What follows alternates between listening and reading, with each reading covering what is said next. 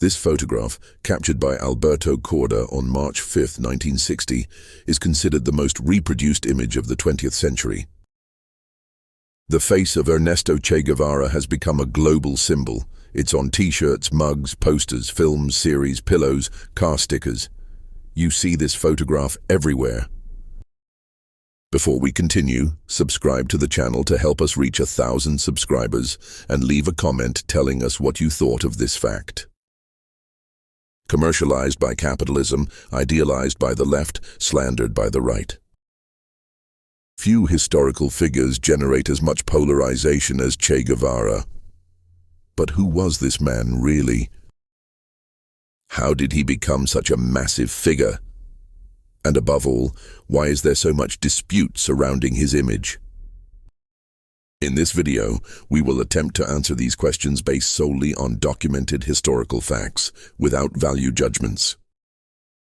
We will tell the story of who Ernesto Che Guevara was from his childhood to his death, and analyze why his figure continues to be so controversial more than 50 years after his assassination.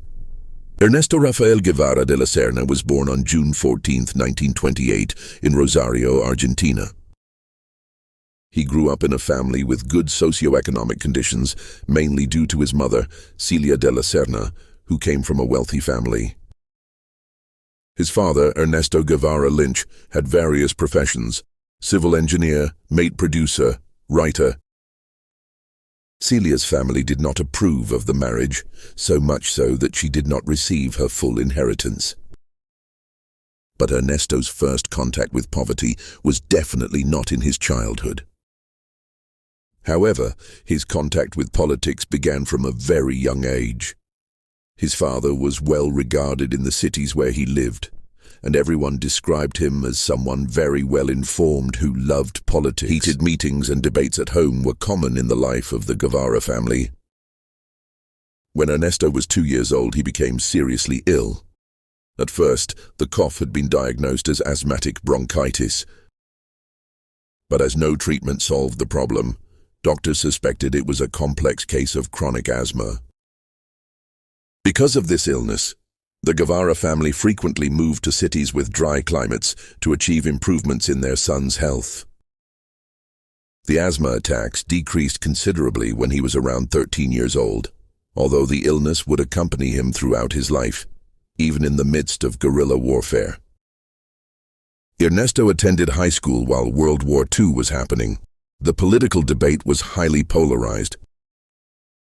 Figures like Hitler, Franco, and Mussolini governed European countries. Contrary to what many people think, Che was not very politically committed during his adolescence. The only political action he took in school was participating in a cell of the Student Federation founded by him and his Jewish friend, Raúl. This group was a way of taking a stand against the fascism that was so common in Argentina. Years later, Raúl would confirm that neither of them was that interested in politics during that era.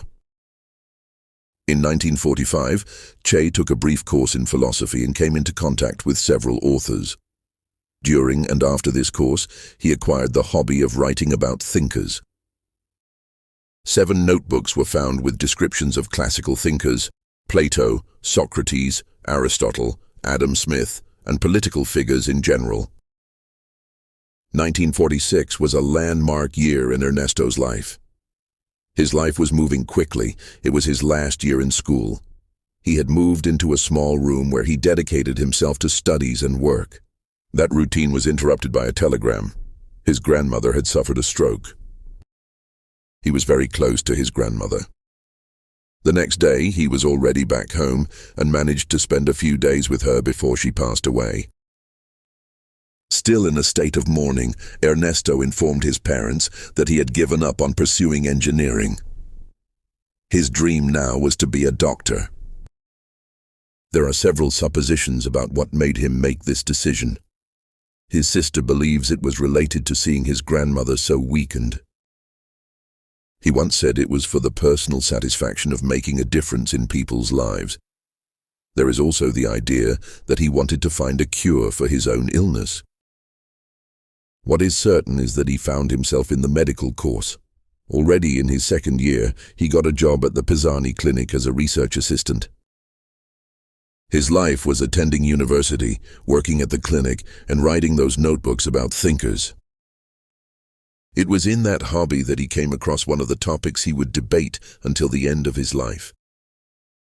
In the biography, Che, My Brother, written by his brother Juan Martin, it is described that when Ernesto visited the family, he and his father would spend hours debating about the United States. They debated the imprisonment of trade unionists and the global political context. This historical context awakened in Che a restlessness and a desire to better understand how things were in his country. At 22, he equipped his bicycle with a small motor and traveled to Rosario, his hometown. There he found friends who agreed to join the journey. They got to know villages, cities, and provinces of Argentina. For those who have read The Motorcycle Diaries, which is the inspiration for the film of the same name, these are the journeys he recounts. In the first notebook, he says that these journeys were extremely important for finding himself in the field of health. At that time, he helped as a nursing assistant in the provinces he visited. With this trip, he also got a closer look at the beauties, culture, and problems of 12 Argentine provinces. He finally returned to Buenos Aires to start the semester at the university. It's interesting to read in the diaries how much these journeys were important for Ernesto's radicalization process. His brother describes how at that time he came to be nicknamed Chancho, the pig, because he was always traveling, would sleep anywhere, and ate anything. The news from his brother gradually ceased to be about love affairs and became about journeys of more than 4,000 kilometers. In the biography Che, A Revolutionary Life, the conflicts and anxieties of this period are portrayed. He wasn't seriously involved with any movement, but solidarity made his will to organize, politically grow. There is a passage from his diary from that time where he wrote, "I travel through South America because I need to know if the feeling of solidarity that is taking hold of me for these people tortured by exploitation is just a superficial feeling into a concrete fact." It was with this mentality that in 1951, Che and his friend Alberto Granado prepared for their second great journey. This time with the intention of understanding not the beautiful side of Latin countries, but the problems people faced. He traveled through Chile, Peru, Ecuador, Colombia, Venezuela, Panama, Miami, and returned to Buenos Aires. If he hadn't truly known misery before, on this trip he saw the worst situations of exploitation, lack of health care, education, and basic items. In Chile, he encountered people whose faces were always covered in copper ore dust. They worked in terrible conditions to escape hunger. A situation that particularly moved him was living with a Chilean couple of communist workers who were constantly persecuted. They slept embracing and huddled together to escape the cold. Alberto and Ernesto shared their blankets with this couple. In his diary, Ernesto describes that it was one of the coldest nights of his life, but also one where he felt a little more connected to the human species. Biographer John Lee Anderson argues that it was this experience that made Che identify as a socialist, although there isn't much documentary evidence for it. During that journey, he was invited to join a medical brigade going to the San Pablo region in the Peruvian Amazon. There was a community there facing a serious public health problem, more than 600 people living with leprosy, abandoned to their own fate, with almost no help from the Peruvian government. During his stay, he provided medical care and assistance to the residents of the region. He even faced health problems, suffering a violent asthma attack that left him bedridden. Even in that context, the residents threw a birthday party for him. At that small party, Che defended the idea of a united, free Latin America with fewer social inequalities. Aboard La Poderosa, the ironic nickname for the improvised motorcycle, Che left Buenos Aires as an aspiring doctor and returned 9 months later as a political revolutionary fully dedicated to the fight against imperialism. He was already in his 5th year of medical school and decided to graduate. According to biographical accounts, he needed to complete approximately 15 subjects in just 12 months to graduate. He finally graduated and became a doctor. Shortly after, he took another journey on July 7, 1953, this time through South and Central America. His passage through Guatemala was a decisive moment for his future as a guerrilla fighter. Guatemala was experiencing a moment of effervescence for left-wing politics. The country had just elected President Jacobo Arbenz, who was trying to pass agrarian reforms and other measures to combat hunger and inequality. Although Jacobo was not a communist, the victory of a leftist project led many militants and political exiles to go to Guatemala. This was the case of Hilda Gadea, a Peruvian political leader who had been living in exile since the implementation of the Peruvian military dictatorship in 1948. Hilda began to introduce Ernesto to various organized groups and social movements in Guatemala. During that time, Ernesto and Hilda had a daughter named Hilda Beatriz. It was through these contacts that he met 4 Cubans who had survived a failed attempt to depose the dictator Fulgencio Batista in Cuba. The Cubans were concerned about the imprisonment of one of the action's leaders, Fidel Castro. Both the social movements and Ernesto saw everything change in 1954, when an operation created by the CIA was put into practice to overthrow the democratically elected president of Guatemala. The wave of dictatorships in Latin America, all financed by the United States, had finally reached Guatemala. Despair was widespread. In one fell swoop, all of Guatemala's gains in relation to the expansion of health, education, and land reform would end. The militants and social movements were willing to fight in every possible way, including guerrilla warfare. Ernesto was tasked with providing medical care to the population and to fighters of the communist youth. The action failed. Guatemala suffered a coup. Che Guevara survived and sought protection at the Argentine consulate. He then left for Mexico with his wife. The experience in Guatemala consolidated 2 views in Ernesto. First, that the United States acted as an imperialist power that sabotaged governments seeking to reduce social inequalities in Latin America. That armed struggle could be a means of resistance to imperialism. In Mexico City, he joined a group of communists, including several Latinos who were also experiencing the wave of coups and dictatorships in Latin America. It was in Mexico that Ernesto met Fidel Castro, the young Cuban lawyer who was helping to organize resistance against the Batista dictatorship in Cuba. Che joined the 26th of July movement to act as a doctor during the guerrilla war. But for that, he needed to receive military training. Ernesto's performance during the training impressed his instructor, Alberto Bayo. It is important to say that the original doctor was wounded in the first combat, and Ernesto took over the post with mastery. His performance as a doctor and the way he reassured and guided the other guerrillas led him to occupy the post of Comandante in July 1957. Che was one of the most strategic and prestigious commanders of the rebel army, effectively participating in the training of new recruits, the founding of Radio Rebelde, and the elaboration of the counteroffensive for the capture of Sierra Maestra. It was because of his military capacity in these processes that he became a reference figure within the global left. There was even an erasure of the importance of Celia Sanchez and Aleida March, who helped plan strategies. Aleida knew the city like the back of her hand and helped map the territory. After the guerrilla victory in Cuba on January 1, 1959, Ernesto was appointed commander of the La Cabaña fortress. Here begins one of the most controversial parts of his story, the revolutionary tribunals.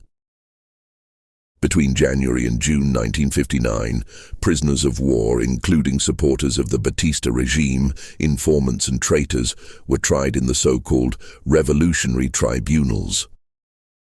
The idea was to apply a popular revolutionary justice that had different penalties, from political re-education and community service to execution by firing squad. Revolutions often have capital punishment. In bourgeois revolutions, there were hangings and beheadings. These processes, in the case of bourgeois revolutions, are often exalted by capitalist countries like England, which practically erases the violence of the Glorious Revolution.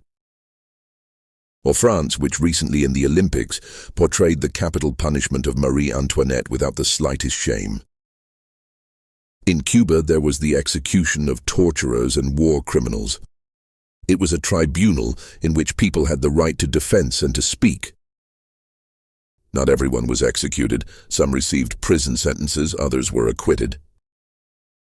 It's worth remembering that capital punishment is not only applied in revolutions.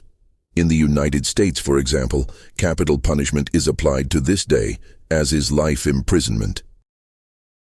Many videos and books claim that LGBT people were executed for being gay in Cuba. There is no historical basis for this. We are talking about a period where several countries considered LGBT people as criminals. In Sweden, Denmark, and the United States, gays suffered lobotomies. The WHO itself placed gays and lesbians in categories of disease. In this context, there were many injustices against LGBT people in Cuba. It was not uncommon for LGBT people to be sent for re-education or to the UMAPs, which is a total absurdity. The UMAPs were dissolved by the government itself in 1968. But again, there is no serious documentary source that attests that sexual orientation was a criterion for execution. Cuba was one of the few countries in the world to apologize to LGBT people and create reparatory policies, even before the United Kingdom, which only apologized in 2013 without announcing any measure of historical reparation. In that turbulent first month of 1959, Ernesto announced to Hilda Gardia that he was in love with another woman, Aleida March. CHE was a very important figure. He was appointed to the Ministry of Industry, Ministry of Finance, President of the Cuban Central Bank. He was responsible for one of the most important measures, the creation of INRA, National Institute of Agrarian Reform, and the approval of the first Cuban land reform law. In addition to the nationalization of key industries such as sugar and tobacco, this measure not only increased agricultural production, but also drastically reduced economic inequality.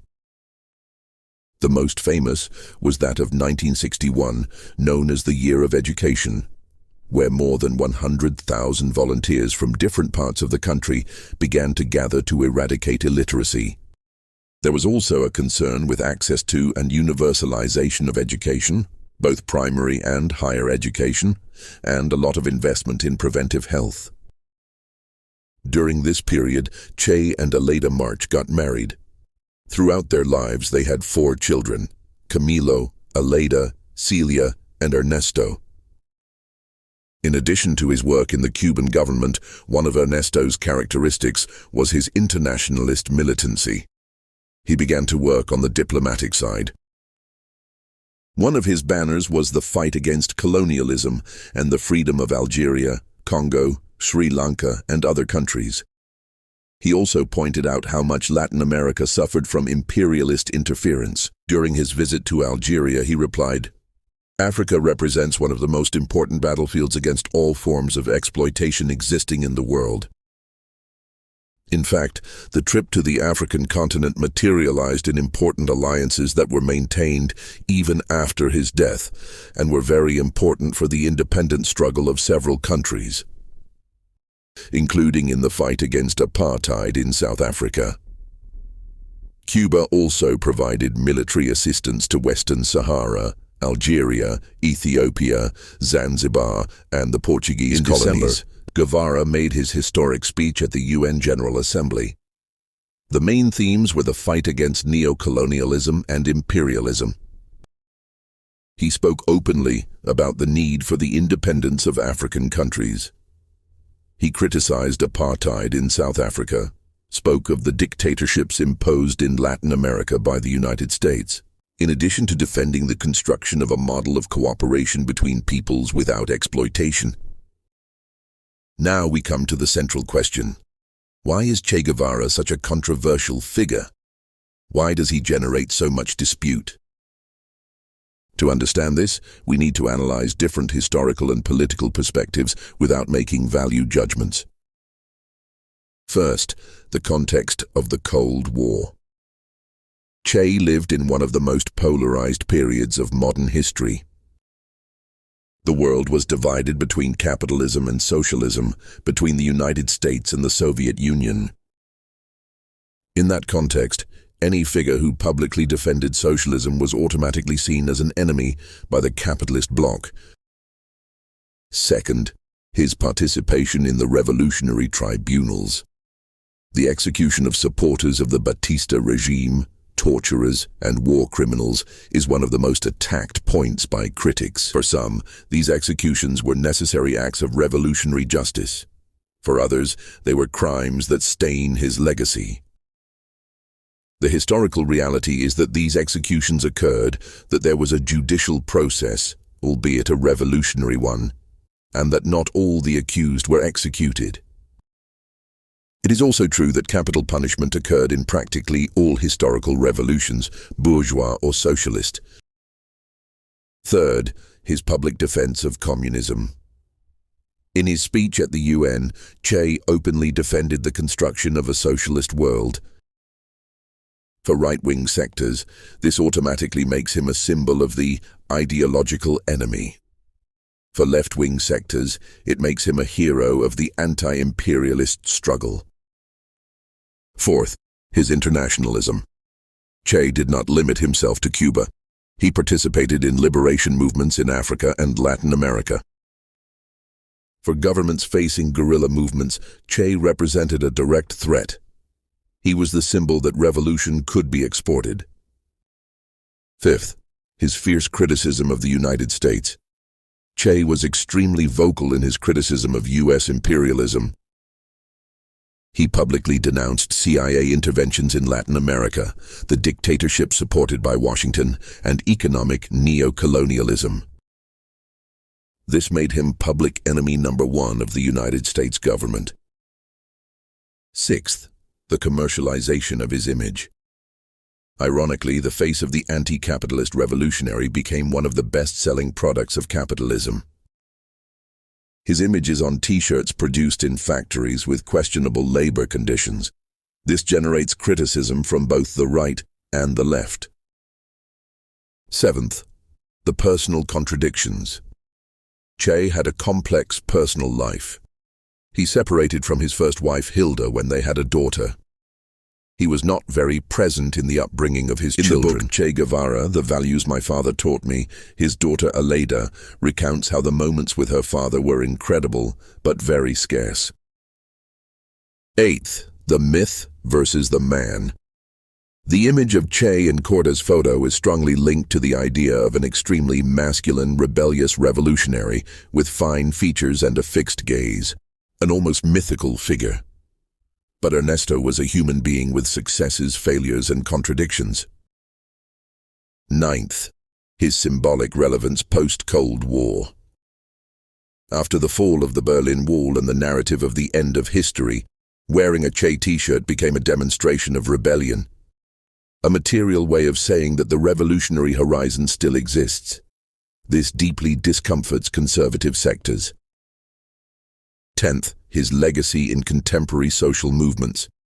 Major contemporary Marxist figures reference Che, Frantz Fanon, Thomas Sankara, the Black Panthers. As do social movements around the world, from the MST in Brazil to movements in India or in the Palestinian struggle. It is important to understand that the dispute over Che Guevara is not just about the historical man.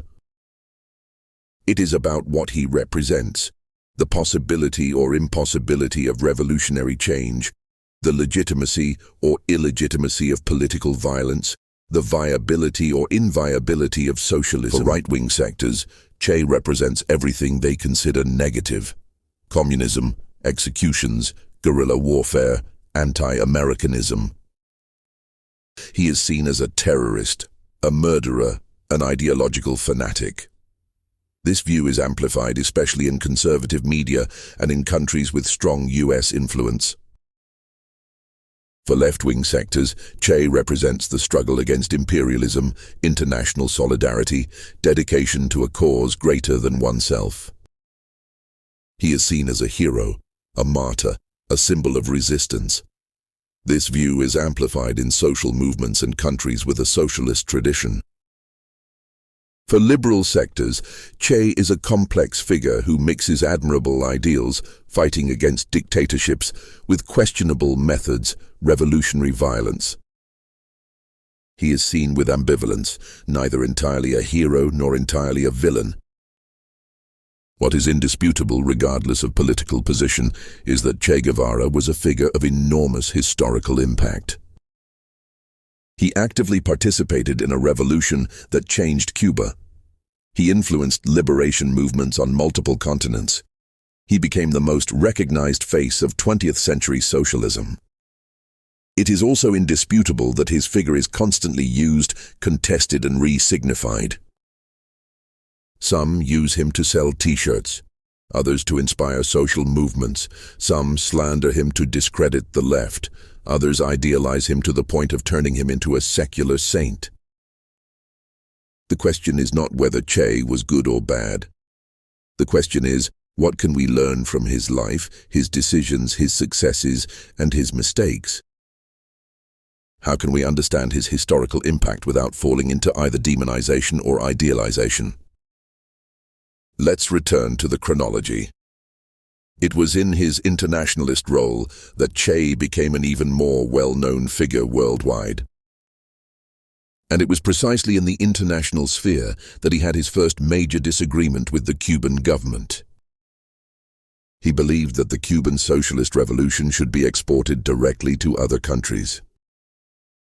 On the other hand, Fidel Castro and the majority of Cuban ministers adopted a more cautious approach.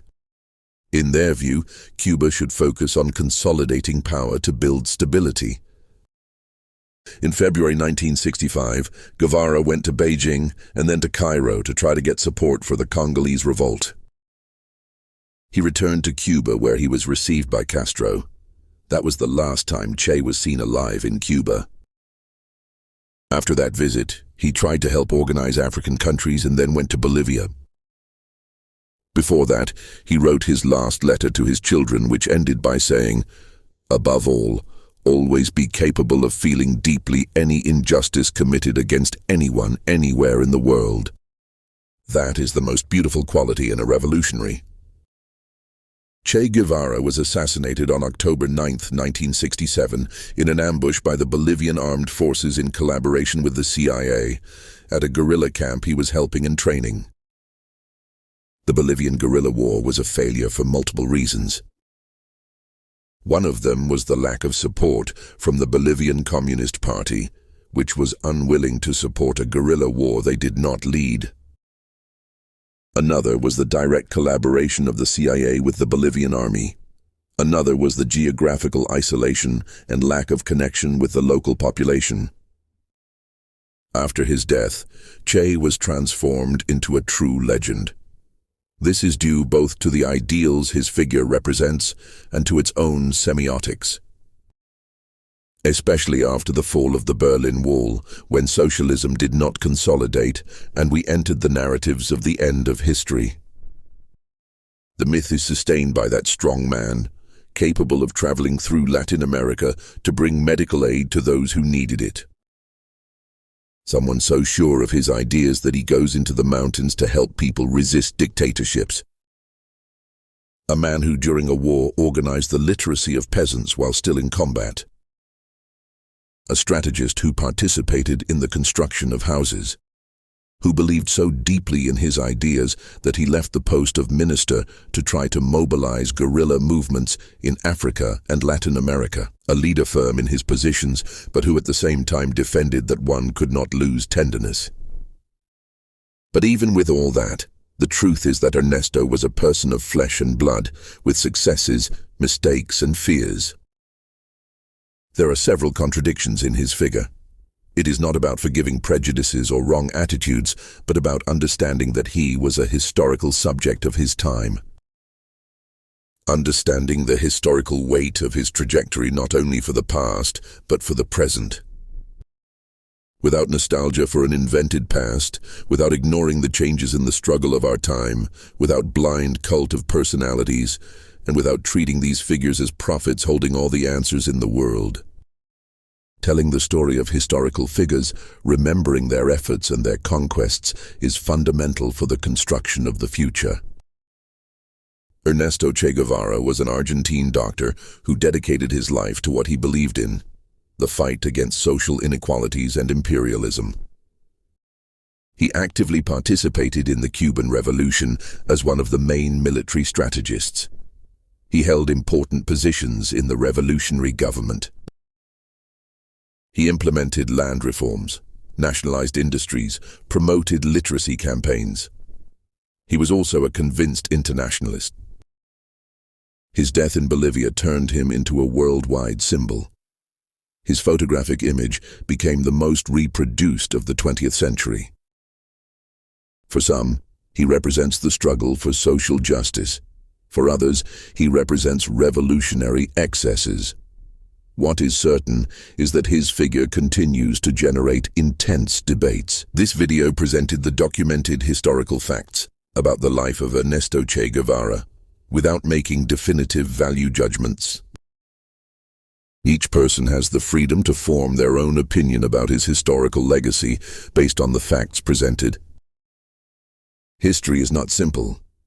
Historical figures are rarely completely heroic or completely villainous. If you found this content interesting, leave your comment about what you think of Che Guevara's life and why you believe it generates so much controversy. Subscribe to the channel for more historical content based on documented facts. And remember, history teaches us that things are never as simple as they seem at first glance.